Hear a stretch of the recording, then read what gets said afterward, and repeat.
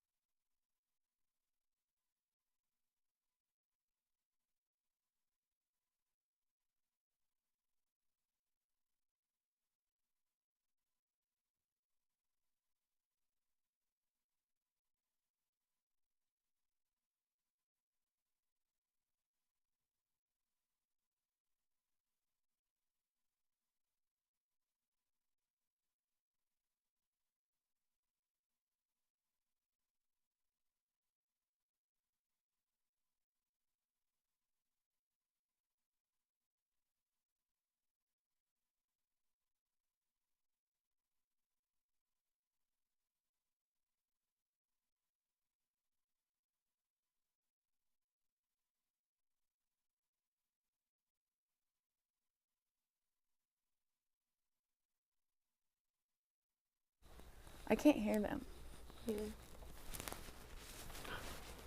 Coming up on UCF Nightly News, we take a look at how Orange County is taking steps to keep pedestrians safe.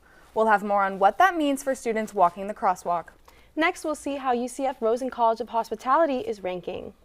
7 years after the Pulse nightclub tragedy, we take a look at how the city of Orlando is preserving the memory of those lost.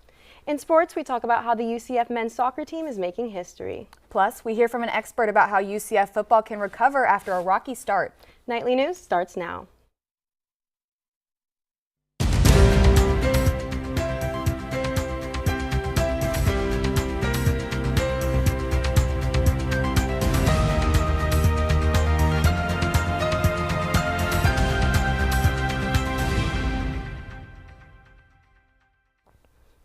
Good afternoon and welcome to Nightly News. I'm Avery Joens. And I'm Heather Basley. Today is Friday, November 3rd, 2023.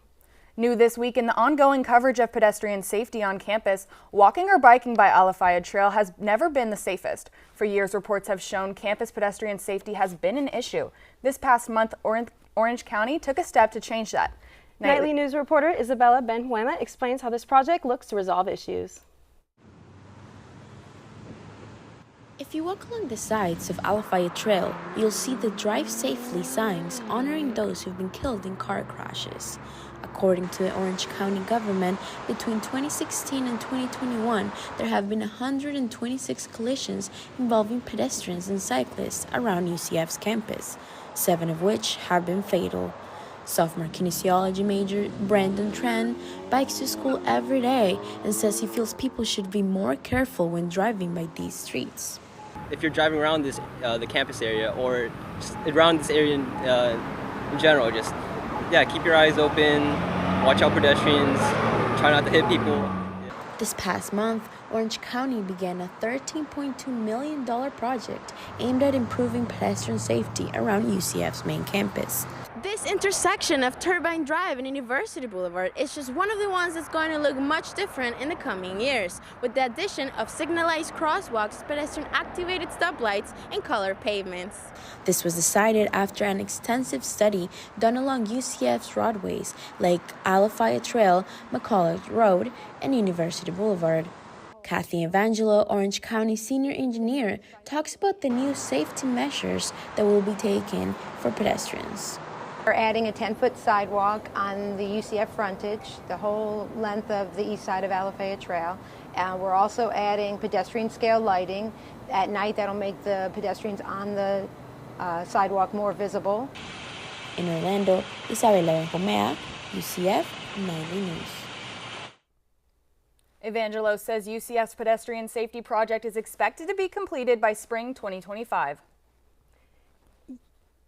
UCF Rosen College of Hospitality and Management ranks #1 in the nation and top 5 in the world by Shanghai ratings. Nightly News reporter Madeline Dickinson gives us more about their research and program ranking #1. For the past 25 years, the UCF Rosen College of Hospitality and Management has opened their door for students, ranking #1 for the 4th consecutive year. Sam Billups, a senior at Rosen College, is one such student, saying as an out-of-state student, he came to Orlando for one reason. I especially remember coming to Disney when I was little and that being such an eye-opening experience for me. And the more I got to learn about this industry, the more I wanted to make it my career. And here I am now in literally the heart in what's pretty much the hub of the global attractions industry. This ranking comes right after Rosen introduced 2 new majors to the college this fall, showcasing how Rosen College continues to expand each year.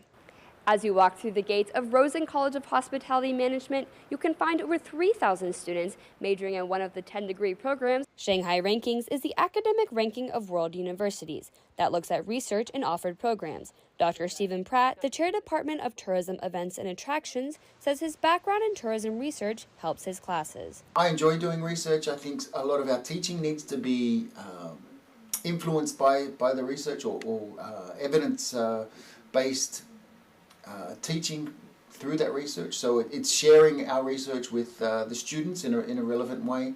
According to the U.S. Bureau of Labor Statistics, there will be 1.9 million jobs in leisure and hospitality by 2031. Rosen College says the goal is to help students get those jobs. In Orlando, Madeline Dickinson, UCF Nightly News. Rosen College provides students with the opportunity to go right here in the heart of Orlando. For more information, you can go to their website at hospitality.ucf.edu. Topics covered in this story may be triggering for some viewers. Please be advised. The Pulse nightclub shooting is classified as the 2nd deadliest mass shooting in the U.S., according to Statista Research Department. After 7 years, the city of Orlando has made strides towards construction of a memorial. In 2016, 49 people were killed in the Pulse nightclub shooting right behind me. On Monday, Orlando City Commissioners voted on the $2 million purchase of the former nightclub. Orlando Mayor Buddy Dyer said the purchase will ensure that a permanent memorial to the victims is built at the site of the tragedy. Yet, this venture has not come easy, as Dyer has been hoping for this since the year of the massacre. I think it's very important that the city take control of the site. We don't know exactly what type of memorial we want to create there. We want to get a lot of community input. The One Pulse Foundation was originally tasked with creating a museum as a tribute to the victims. Yet, just a week ago, they surrendered the property intended for the museum to Orange County. In a recent statement from Dyer, he said members of the community have been expressing to him their desire for a memorial to be created at the site of the tragedy, as opposed to where the museum was meant to be. UCF production student Gabby Smalls says she's seen the pain her friends in the LGBTQ+ community have endured. Even though I'm not part of the community, I'm still a person that heard their pain. I still heard how much pain would be in their voice, how much almost anxiety would also be in their voice, because it came down to what if they went out somewhere and that happened to them or someone they loved. At this time, it is still unknown what will come of this memorial, but we here at Nightly News will keep you updated throughout. There have also been talks of dissolving the One Pulse Foundation. According to tax records, the foundation has spent over $6 million on the memorial and the museum. Generative artificial intelligence is now being used to enrich learning in UCF biochemistry courses. What started as a test run by one UCF professor has now encouraged others to use AI in their teaching too. Reporter Cassandra Wilkins shows us how this new method is enhancing classrooms. Dr. Kyle Writing, a UCF biochemistry professor, recognized the need for change, especially in the early part of his course, focused on quality assurance and quality control in laboratory medicine. Dr. Writing says AI isn't going anywhere and wants students to understand how it could help their professional growth. Using generative AI, each group is getting a different assignment, phrased in a different way, with a different case scenario kind of guiding that work. So I really can't teach to an assignment anymore, which I really enjoy because it's giving them a unique challenge. Professor Writing isn't the only one embracing AI. UCF chemistry professors Dr. Stephen King and Dr. Kirsten Schroeder have also embraced generative AI to enhance their teaching lessons and coursework. Traditionally, students work on assignments with the same sets of data. With the incorporation of AI, students can generate their own data instead of using repeated assignments. Elizabeth Mondo, a medical laboratory science major, is one student who says AI has helped her classroom experience. We all get stumped, but then we can just generate new questions and we can get together and collaborate with our thoughts, and it's been a pretty good experience. With generative AI, assignments can now be tailored to help students understand specific concepts. Professors have noted that AI has made grading assignments more engaging since each group has its own unique data. In Orlando, Cassandra Wilkins, UCF Nightly News. According to the U.S. government, AI technology is on the rise with some programs reaching more than 100 million users. Dr. Riding says the introduction of generative AI gives students the chance to get some hands-on experience. Florida Cancer Connect, a centralized research hub, released their first annual report. The State of Cancer 2023 report shows a 13% increase in cancer among people between the ages of 20 to 39 over the past decade.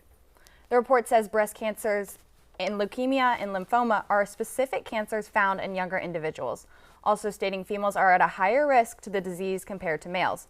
Cancer is the second leading cause in death in the state since 2014, according to Florida Cancer Connect.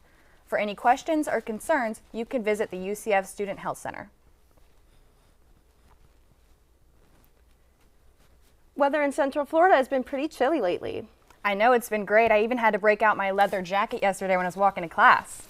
Nightly News reporter Amy Diaz joins us now at the desk. So Amy, can we expect any rain today? Well, no rain today. There's only a 7% chance, so also no need for your umbrella. Right now it's 77 degrees with 56% humidity. We're also seeing winds up to 13 miles per hour. Now, despite being in November, we're actually going to see highs in the 80s for at least the next week or so. Right around Thanksgiving time is when we're really going to start feeling the chilly weather consistently. Coming up after the break, we take a look at how UCF is working to help struggling communities. Plus, we introduce you to a UCF biology professor who is helping to teach the next generation. We have more on how her new book highlights the importance of marine conservation. And later, we talk about how the Orange County Library is celebrating its first century.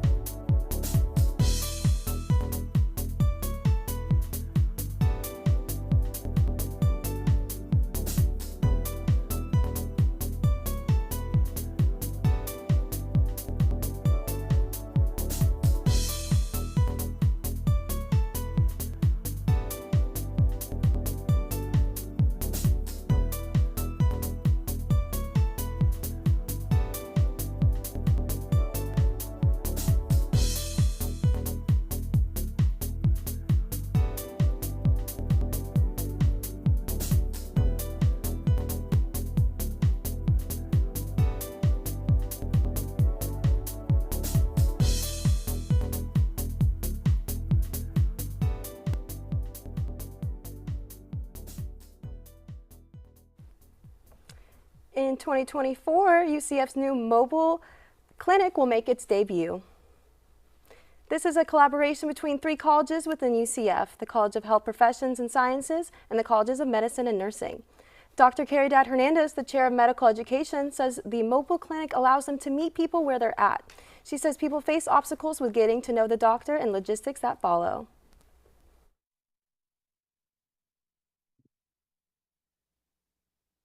where our students will be going out into the community areas of need where there's an identified gap to help deliver services and care to the population. Says she got involved because she wanted to help people. She also says that the bus is ordered and currently under construction. The 38-foot healthcare bus is expected to start running by the end of June 2024. UCF biology professor Linda Walters' marine conservation research reaches audience outside of a college classroom. Walters writes novels that go past biodiversity to teach younger audiences the importance of marine conservation. Her book, Please Keep Plastics Out of My Lagoon, focuses on the important topic of microplastics. It also covers the problems caused by single-use plastics.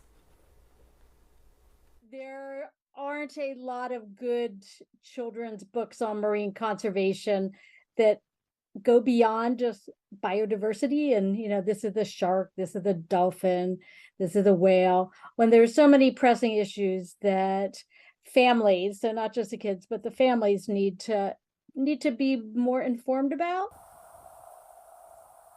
Walters says she plans to write more books to showcase ways we can help to conserve marine life. The Orange County Library System is turning 100 years old next week. This marks the end of their 11th month celebration. Nightly News reporter Sadaya Kaida tells us more about their journey to this historic milestone. The Orange County Public Library System reaches 100 years of service to the Central Florida community. The first library opened its doors for the first time on November 8, 1923. Since that time, the system has opened up 15 libraries that are available to Orange County residents.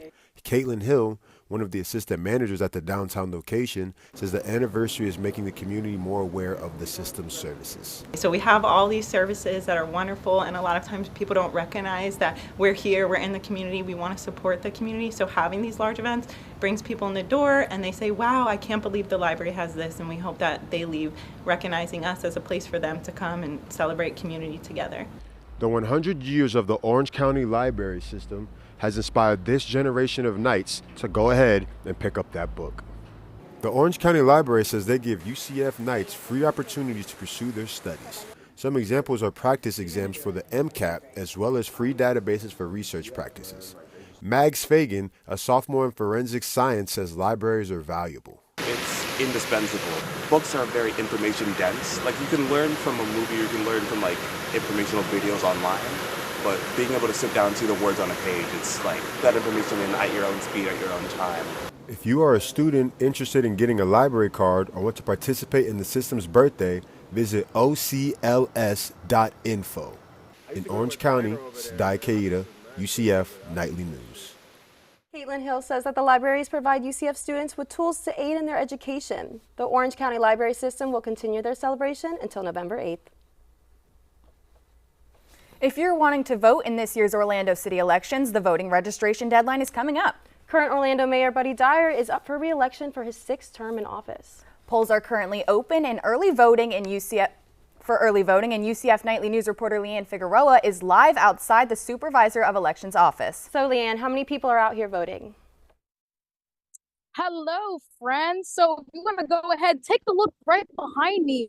It has really picked up in the past few hours that we've been here. People are coming to get their early voting in because they don't want to wait in the day of lines. So if you have a early voting ballot, make sure you go to your correct precinct. It might have changed from the past few years. So go ahead, go on the Orange County Supervisor of Elections website and double check that your polling location is the same as it has been in years past. And if you have a mail-in ballot, you could turn it in at any polling location within the early voting hours. Or if you want to trade it in so you can vote day of, you can also do that at your correct precinct. Go ahead, take a look behind me. You see people bustling. People are voting for the mayoral contest. They're also voting for Commissioner District 4 and 6. And they're also going to be voting in a special election for the seat for District 35. So if you haven't yet, make sure you go on the Orange County Supervisor of Elections website to get the correct voting information.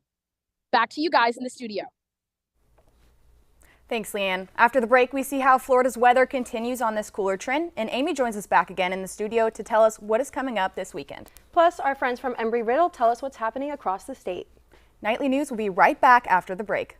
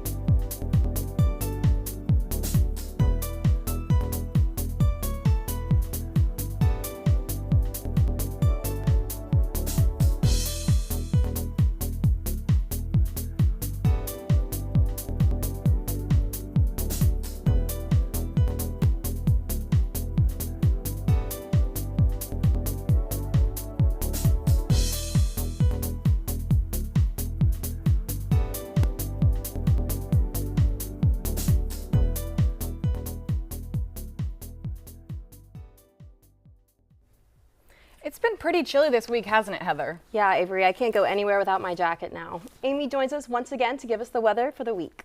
So, Amy, what are the conditions looking like across the state? Yeah, well, as you guys know, we had a warm start to the week. We had a warm Halloween night, and then we had that cold front move in and raise those bring those temperatures down, and now they're coming back up again. So as you can see, Jacksonville, Tallahassee in the 50s and 60s, Central Florida area also in the 60s, and Miami's your lowest at 75. And then for our highs, we have Tallahassee and Jacksonville in the 70s, Central Florida in the 80s, and Miami as well in 81. For our 5-day forecast, it's that time of the year again where you have sweater weather in the morning, but you see warmer temperatures in the afternoons. Not a lot of rain going on right now, only a 15% chance tomorrow, which means you're going to be safe to go out with just your raincoat so far, no umbrella. Back to you, Heather and Avery.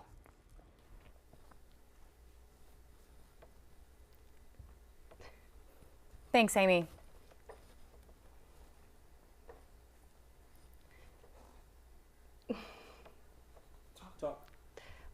Well, that's all the time we have for you. Make sure to keep that sweater close by as the temperatures take a dip. Now let's check in with our partners at Embry-Riddle Aeronautical University. Meteorology major Katie Orletsky shows up what the weather is looking like across the nation. Good afternoon. We've had some beautiful weather this week, but looking forward into our weekend, we're going to see warming temperatures and rough seas over the southeastern United States. For our friends in the Pacific Northwest, they're going to see some precipitation, and we also have our daylight savings is going to end, so make sure to set your clocks back an hour. Over the coast of Oregon, we have an atmospheric river that's bringing lots of moisture and precipitation with it. We'll see showers along the coast of Oregon and Seattle, but looking into the Rockies, we'll see lots of potential for snow showers. Over the past couple days, we've had very strong winds. These northerly winds are causing wave heights up to 7, 8, even 9 feet. As our weekend continues, these wave heights will decrease, but not by a whole lot. Temperatures overall are looking very beautiful after a very chilly week. We have 66 degrees in Washington, 69 in Atlanta, and 75 degrees in Austin. It's looking like it's going to be a very beautiful weekend. Coming up on UCF Nightly News, we take a look at how UCF men's soccer is dominating in their new conference. Next, we'll learn more about the unfortunate passing of legendary basketball head coach Bob Knight. Plus, we take a look at UCF's football growing pains as they wrap up their first Big 12 season. Nightly News will be right back.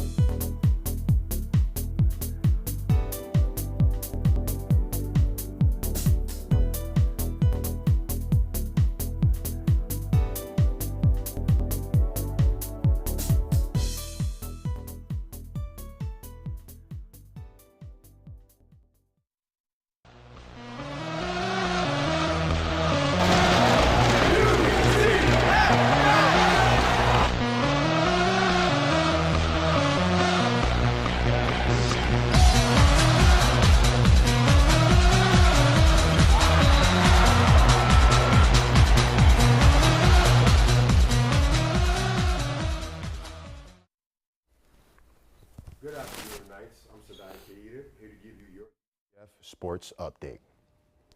After riding a 6-game winning streak, men's soccer became the first team in UCF's athletic history to be ranked #1 overall. This ranking comes on the heels of 3 consecutive weeks of being ranked second. It also represents the 7th straight week with the top 5 national ranking. Although the Knights lost at home against James Madison University on Tuesday night, the Knights fell to second for the Sun Belt Conference Tournament. The Knights ended the regular season with 10 wins, most since the 2019 campaign where they finished with 15 wins. Bob Knight, one of college basketball's winningest coaches, has died at the age of 83. Knight's family announced that he passed Wednesday evening in Bloomington, Indiana, surrounded by his loved ones. Knight is seen as a legend in college basketball. His 1976 Indiana Hoosiers are the most recent team in Division I history to finish the season unbeaten. Knight won 11 Big Ten Conference titles in 662 games while at Indiana, as well as being named National Coach of the Year 4 times. Knight also coached the gold medal winning U.S. men's basketball team in the 1984 Summer Olympics. UCF has faced some growing pains in the new conference. They've currently lost every single Big 12 game they've played so far, leaving them ranked last alongside Cincinnati. An early season injury for quarterback John Reese Plumlee and matchups against teams like 7th-ranked West Virginia have not fared well for the Knights. News 6 sports director Jamie Say says these difficult times won't last.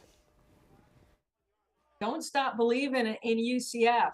Success, on the football field, you don't wave a magic wand and automatically be good. So just be patient because good things are happening. Say says that the Knights are entering what should be a less challenging portion of conference play this season, but none upcoming games will come as an easy win. That's all the time I have for you in sports. Back to you, Avery and Avery. That's our time for right now. Thanks for joining us. Remember, you can always keep up with us during the week on our website, nicholsonstudentmedia.com. And if you got a story idea you want us to know about, send it our way. You can reach us at nightlynewsucf@gmail.com or by following us on Instagram at UCF Nightly News. Thanks for watching and have a good day.